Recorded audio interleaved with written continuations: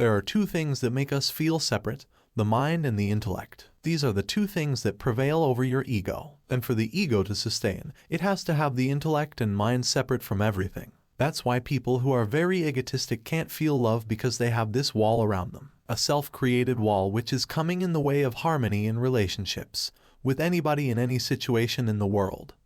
Whether it is in the office or at home, your intellect and your mind here means your emotions, don't match. Though intellectually you find there is compatibility in a relationship, emotions don't match.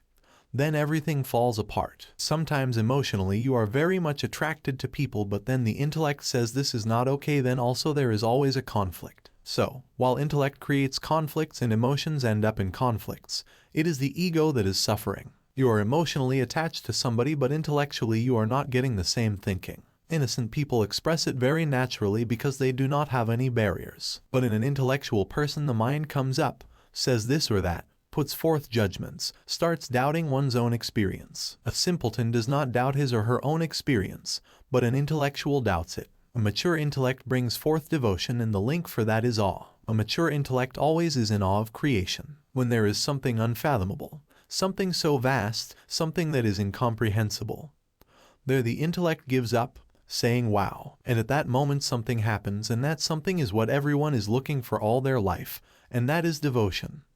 That is bhakti. There was a saying in the gurukuls in ancient times on how you have to be with a guru. Chayavath base guru sanadav. It said, be like a shadow in guru's presence. You don't have to ascertain yourself. I am somebody. You please notice me, give me attention. No. Chayavath, like a shadow. When the light is behind, the shadow is in the front. When there is light ahead, shadow can never be in the front. If you are turning away from the light only, then shadow looks big and it's in front of you. If you are facing the light, the shadow is always behind. So, on the path, be like a shadow. Why do you have to be like a shadow of the masters? So that you can tune yourself with what the master wants, what the teacher wants. This was a training in ancient days, and that's how you move into the knowledge. You become that what you aspire. Hope you like this video. If yes, then subscribe my channel for more videos. Thank you. Have a good day.